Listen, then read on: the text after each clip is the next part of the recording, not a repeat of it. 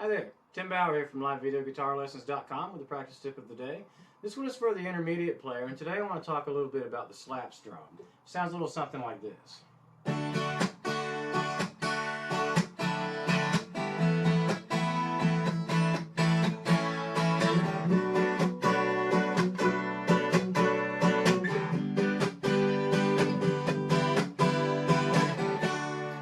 Alright, so what we're doing, we're adding some dynamics to our normal strum pattern. What I just did, I'm trying to simulate basically drums. I mean, you're hitting your guitar just like the drummer would hit his snare drum on the accents.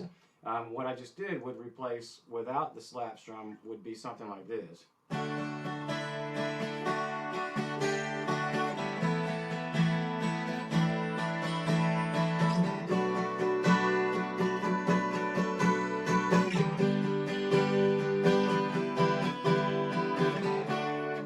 Which also has its place. It depends on how smooth you want your music to sound. But if you listen to the radio, there are plenty of hit songs that have been recorded with no drums. I believe one of the Grammy Award-winning songs this year, we're in 2015 by the way, had no drums in it, if I'm not mistaken. But 99% of the songs, just turn the radio on, 99% of the songs that are hit songs today, they have drums in them. And, you know, if you're a guitar player and you're playing, you know, without a band, without a drummer, you're just trying to entertain folks, you know, on your own, you need to, they're going to be listening for some percussive accents. And it's easy to do. You just have to, you know, kind of think about it and go out of your way to learn how to do it a little bit. All right, so what's going on here? Let's break it down. Most music is written in 4/4 time. I don't know the actual figure, but probably at least 80 to 85% of all music ever written is in 4/4 time. And in 4/4 time, the accent beats fall on beats 2 and 4 most of the time. I mean, you can shift them around, but most of the time that's the case, and that's what we're working with today. All right, so what the slap strum does, you're muting the strings and slapping on beats 2 and 4. And the actual mechanics of it, what we're doing, I'm trying to get this where you can see it, I'm leading with the heel of my hand. The heel of my hand is hitting the string slightly ahead of my pick. When the heel of my hand hits my 6th string, it's hard to tell because you don't normally do it in slow motion like this, so I'm trying to break it down. But my pick, when my heel of my hand hits, my pick's probably, I don't know, maybe an inch away from the strings, because you're going fast, and that's, you know, microseconds. But the heel of the hand has to mute the string before the pick gets there. So you kind of going through the strings like this: heel first, and then the pick follows. So, and from the front, a lot of the motion is this. The whole motion looks like this, kind of in slow motion. So what's going on there?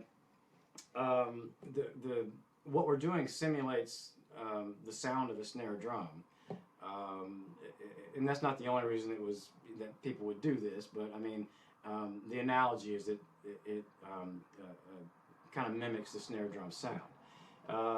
If you look underneath a snare drum, what the snares are, they're wires. They're a series of wires that are under, and they're not really wires like wires. They're like it's like a tiny spring pulled apart.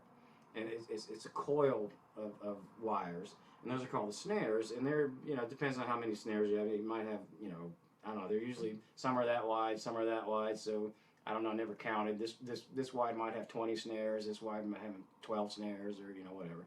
But what they do, they're kind of loose, and they buzz up against the bottom drum head of the snare. So when you hit it, that's what that high frequency sound is.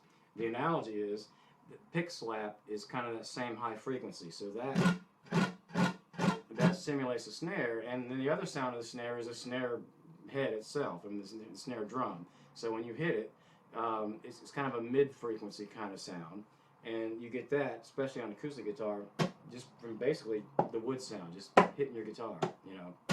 All right, so when you do that, you want to make sure that the pick goes all the way down below the first string, below. Not in pitch, but toward the floor, because the very next thing you do is an upstroke. So you have to be able to catch that on the way up. So make sure you go all the way down, all the way through. All right, so the best way to practice that, you can tell you're doing it right if you don't cheat and mute strings over here.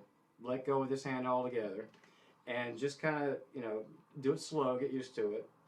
You know, just kind of that. Make sure you don't hear any strings and then mute. You know, it's not that. It's all one motion. And you just kind of practice it. Just, if you don't hear any strings ringing when you do that, you're doing it right. And to give you probably the most common pattern for that, most common strum pattern for that, there are lots of them, but this is probably the easiest one to practice. Just hold the chord down. Let's just do A, and we'll do it's down, up, slap, up, down, up, slap, up, down, up, slap, and where the Slapstrum beats 2 and 4, and you kind of get used to that slow.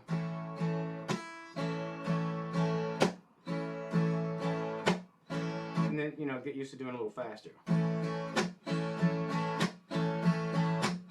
And then do it with a chord progression, you know.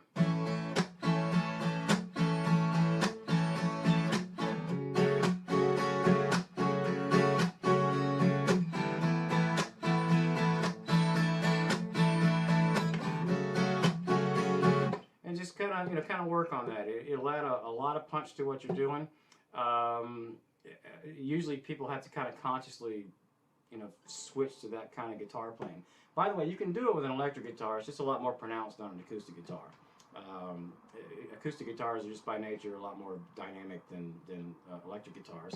Electric guitars are good at other things, like for screaming leads. You know, you don't want to be playing a 12-string trying to, you know, play some crazy, you know, death metal, you know, speed metal band, you know, guitar riff. So anyway, hopefully that helps.